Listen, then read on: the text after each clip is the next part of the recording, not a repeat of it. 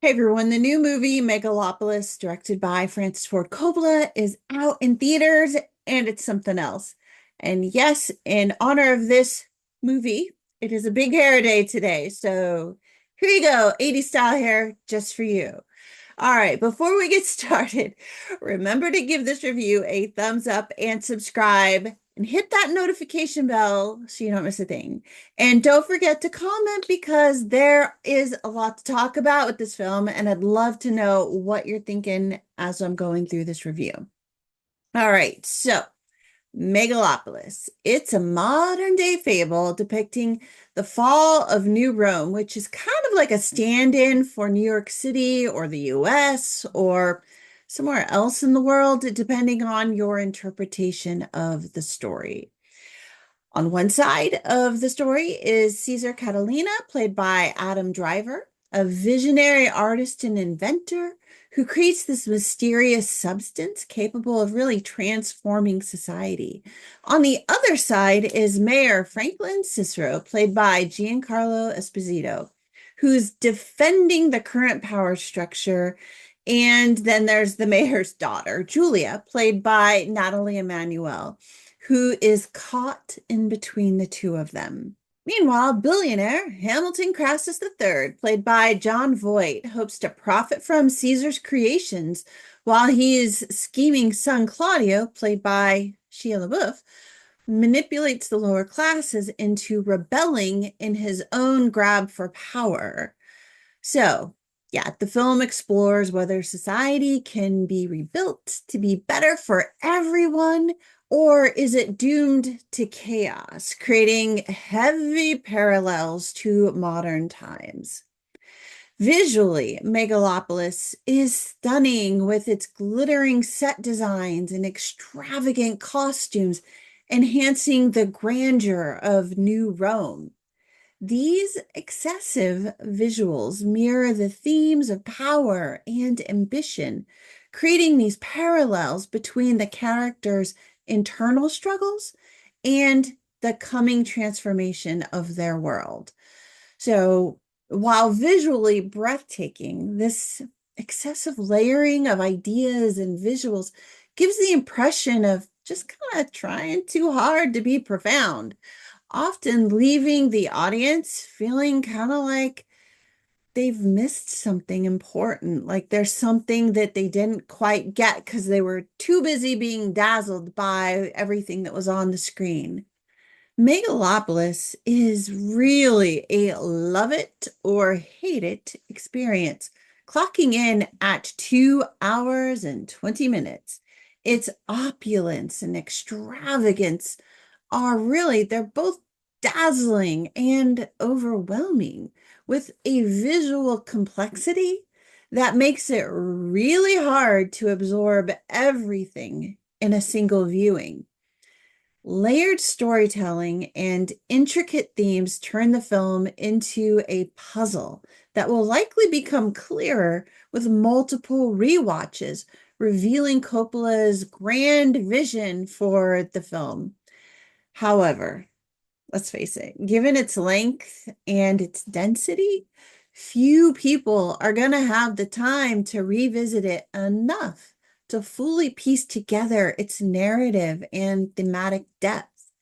The sense of grandeur also extends beyond just the visual to the verbose, Shakespearean inspired dialogue, which blends this flowery quotations with modern language that really kind of feels overdone. I mean, it's not that hard to understand, but it just feels like more on top of more on top of more.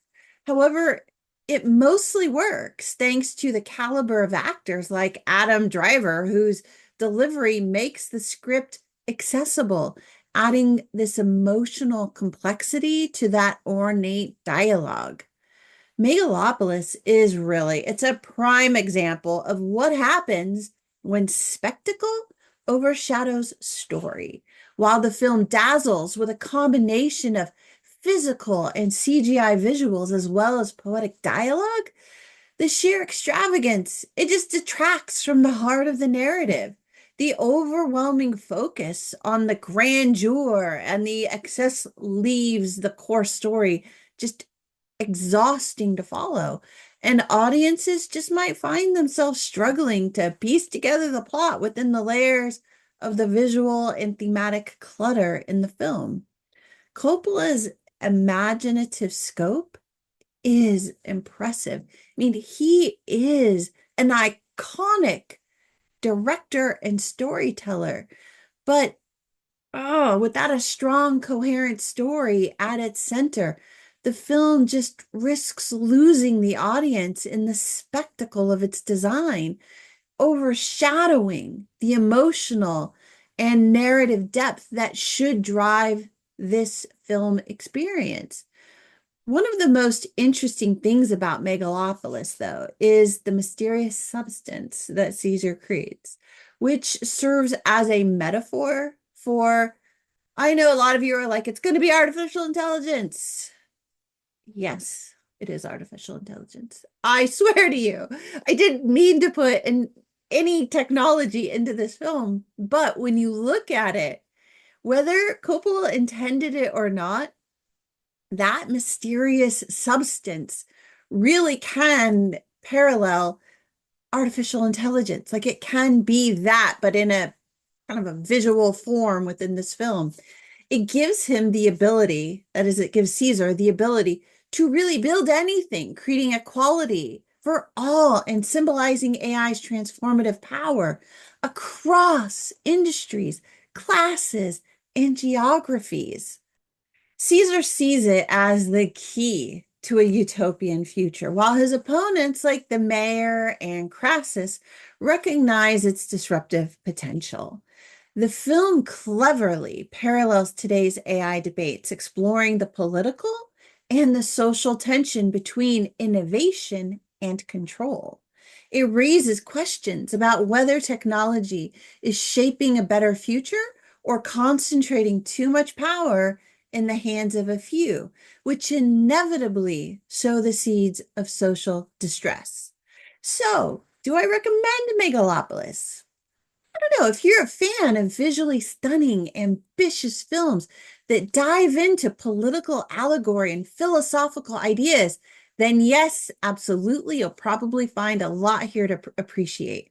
It's ambitious, thought-provoking, and at times brilliant, but it's also kind of messy, overwritten, and longer than it needs to be.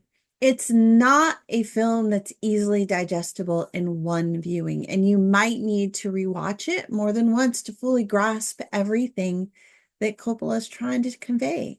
So, I'd love to know, what did you think of Megalopolis? Have you seen it yet? Did you find it as ambitious and overwhelming as I did, or did it hit the right notes for you? Drop a comment below and definitely let me know your thoughts on this one. And as always, give this video a thumbs up and subscribe for more reviews. Thank you so much for watching, you guys, and I'll see you all again soon. That's it for now. Bye.